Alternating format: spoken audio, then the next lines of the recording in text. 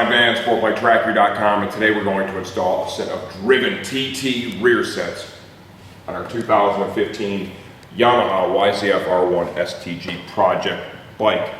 TT Rearsets are a relatively new design for our friends at Driven. Packaging, they come nicely boxed. They shrink wrap the product so it holds everything together. Got a handful of Driven stickers in there. And we have good, clean, clear instructions that are included with the rear sets. Let's highlight some features and benefits here. Okay, we have folding toe pieces included. It's got their all new GP style foot peg. It's a pretty aggressive looking peg, right? Definitely gonna get some tremendous grip out of that. And then we have, as always, in typical Driven style, we've got the bling factor. And let me just thread this peg off here, and I want to show you some of that right now. The adjustability, okay, is underneath this plate. Stock position on the R1. We can go stock height and back 18. We can go up 18 and back 0, or we can go up 18 and back 18. The plate, right, check that out. You're able to move it around, and it shows which level you have it at. These are available in multiple colors. The rear set obviously is all black, but this is the accent piece that is available with it. The foot peg itself is also designed to be rotated on here. Whatever's going to be best for your ergonomics is what you're going to be able to set it at. For the R1, it also includes the exhaust mounting bracket. In this video, we're going to show you what it takes to install the Driven Rearsets on our 2015. Okay, with the instructions, one of the things they're going to call out for that we're not going to do is, for all the mounting hardware, they want you to use blue Loctite. Okay, we're not going to do that because, once again, this is our test mule. We got things coming on and off this bike all the time, so I'm going to stop putting the Loctite on it right now, because it's never going to be on there long enough to come loose at the end of the day. So to begin our project, what we're going to do is we're going to begin by removing our stock rear set. Fairly common hand tools to do this, right? One obstacle that you may run into is, for street applications, your rear brake light switch. It's not going to work with any of the aftermarket rear sets, really. You can replace the stock or the banjo bolt that is used here with a pressure switch, hydraulic pressure switch. We're going to do a video on that very soon. I know I've promised that a few times, and that will actually replace the whole brake light mechanism, so you can retain the functionality of that if you are a street rider. But for installation, we're going to jump right in here and remove our stock rear sets. Start back here at our exhaust hanger. Got our Graves 3/4 exhaust. Again, back here at the exhaust hanger itself. This will be reused. They have an entirely new bracket for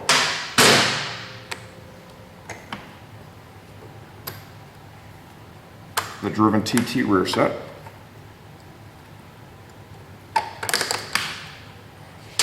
Go ahead and remove our master cylinder. Keep all your stock parts. Never let these stock rear sets go, or the hardware used to fasten them to the motorcycle. You never know when you may need it again.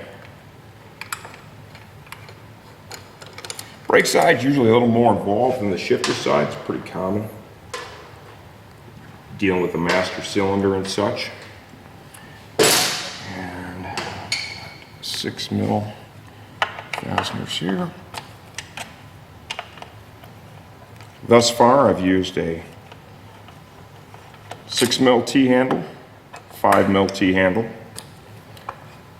10mm socket on a T-handle, as well as a 13mm wrench. So once again, very, very common hand tools used in this process.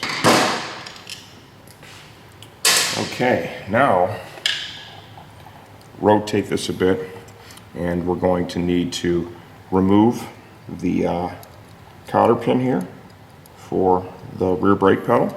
right? The cotter pin can typically be reused a few times. Ours has already been used a few times, so it may be getting close to the end of its life cycle here. But go ahead and pull the cotter pin out. This will be reused, and so will the pivot pin for the stock brake. Reuse that. That'll get our master cylinder off. And now we have this rear brake light, okay?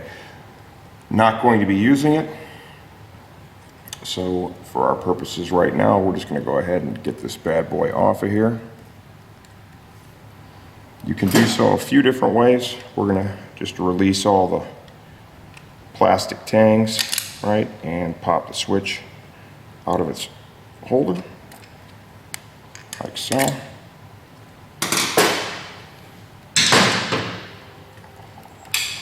Okay, now we're ready to begin installing the rear sets. Okay, the exhaust bracket that comes with it can be removed. Some of the exhaust systems for this motorcycle, right, do not require this bracket. So for that reason, Driven's designed this so that it does not have to be used. For our purpose with the Grave system, we are going to need it. Get the fasteners snugged up. I would typically use Loctite here, right? If this is going to be a long-term install. Like I said, this bike will get ridden with these on there, but it's going to be an on and off thing, right? This is just a test move for us. Now we need to choose where we're going to put the foot pegs, okay? I'm feeling we're going to start off at ground zero, right? And then adjust from there. So we're going to go 0 up and 0 back. This thing has a pretty aggressive foot peg position right out of the factory. So we'll go ahead and put our fastener through the back side and thread this on. This foot peg looks like it's going to offer a tremendous amount of traction. Pretty pumped about that. And let's kind of set the angle. You know, what do we think is going to be most appropriate? I'm going to give them just a little bit of forward angle. I think that's going to work out best for me. This would be another area where Loctite would not be a bad idea. Okay, get that snugged up. Looks good. While we're here, just double check some of the other fasteners that came pre-installed. Make sure everything is good to go. We have adjustability, okay, built into this folding toe piece right here, right? You want a shorter pedal, move it back. Longer pedal, leave it forward. I wear a size 12 shoe, so we're just going to leave it in the forwardmost position. All of the stuff pre-installed from Driven is perfectly tight. I haven't seen any issues there. One comment I'd like to make right now with this is, man, the action here on the lever, the bearing is phenomenal, and there is zero slop in that, which is nice. That's a sign of high quality design and machining. It's time to get our brake pedal hooked up to the master cylinder.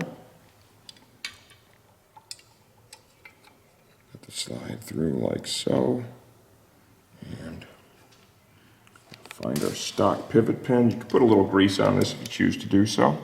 Just keeps everything moving nicely.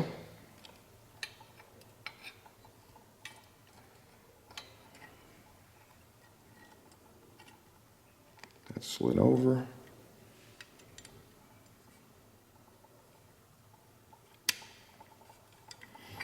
And slide the pin through. Like so.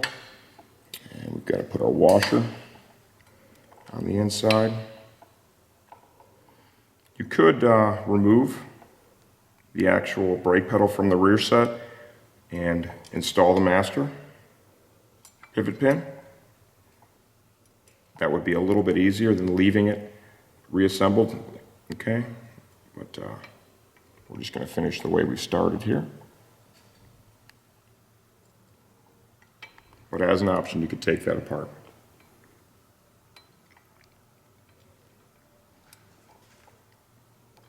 I would definitely say that it would make the installation back just a little bit smoother. Now we need to be able to get this rotated around, open up the cotter pin so that it cannot slide out. We'll do that, and then we're going to begin bolting up the rear set. Okay, we're going to use the supplied fastener, right, to install the exhaust hanger here in the back. What we'll do is give this a push here, put some pressure on it, and get the nut started. And then we'll snug it up.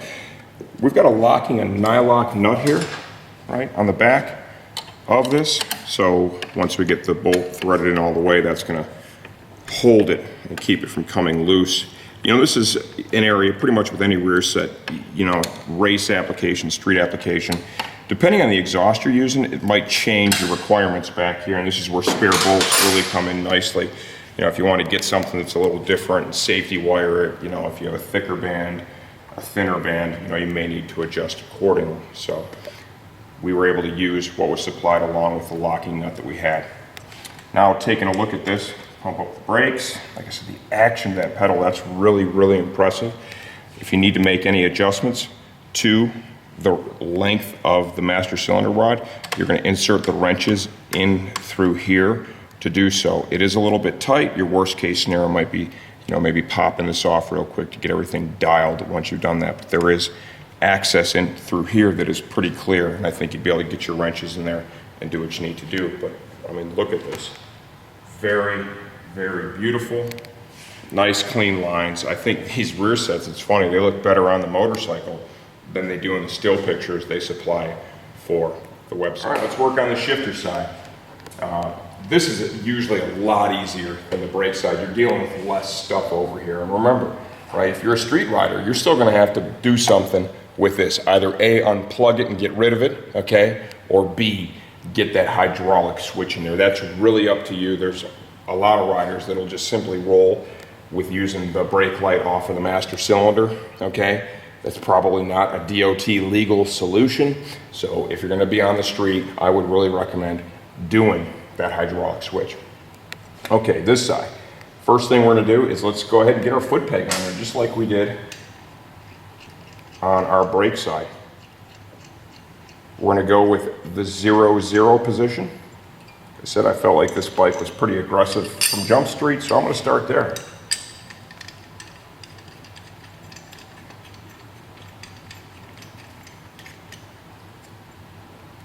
And I wanna emulate what I did on the other side in terms of the angle of the foot peg.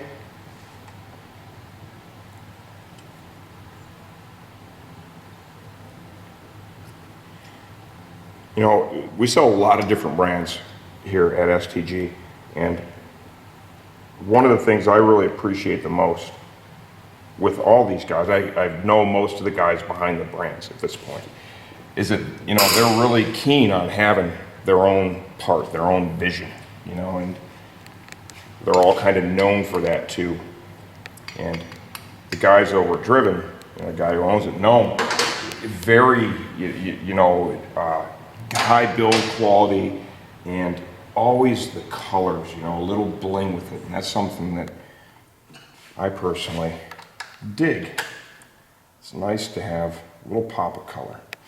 We're gonna go ahead and take our shift rod off. On the R1, we're using the stock shift rod. This is gonna allow you to go standard or GP shift, your choice.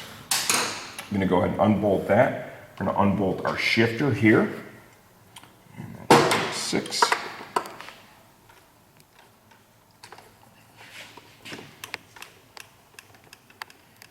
The stock shifter, right, doesn't have any bearings in it, okay? Just essentially a bushing, right?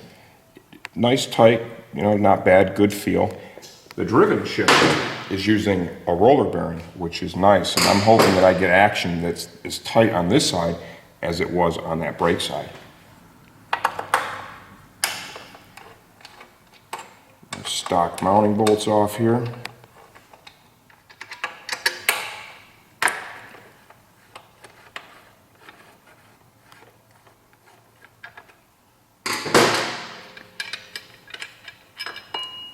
Okay. And we're going to begin down here with the shifter. Once again, folding toe piece, it's adjustable. You can adjust the length simply by moving it within the hole. This is going to be another spot where I would highly recommend Loctite, especially on a long-term install, where you're not going to be, going back in here like I will be. Good and snug. Oh yeah, there's like zero deflection. That is pretty nice. Okay, and then we can go ahead and run with that stock fastener right there on the hind joint.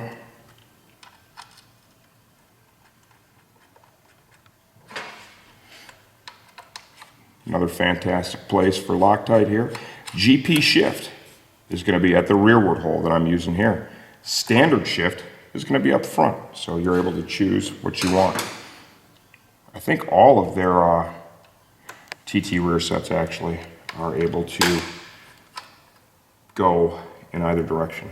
If it's not all, it is pretty darn close, because I think that's one of the things he really strives for in his design, is for the rear set to be able to accept whichever shift pattern the rider prefers. Protective boot back over that. That is very nice. And we are almost done with this project.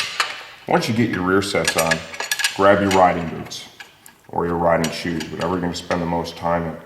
Get on the motorcycle, right? And while it's on the stand, let's go ahead and dial in the ergonomics of the shifter as well as the brake pedal.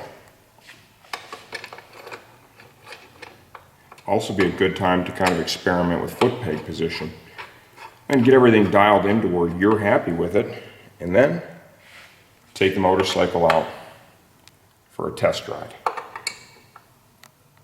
as you may need to refine it as time goes on. Might need to bring the shifter up a little bit. We can do that. We used all the stock shift rods, which is great, especially on the R1, because this bike has that stock quick shifter. There you have it. These are the Driven TT Rearsets installed on our 2015 Yamaha YZF-R1 STG project.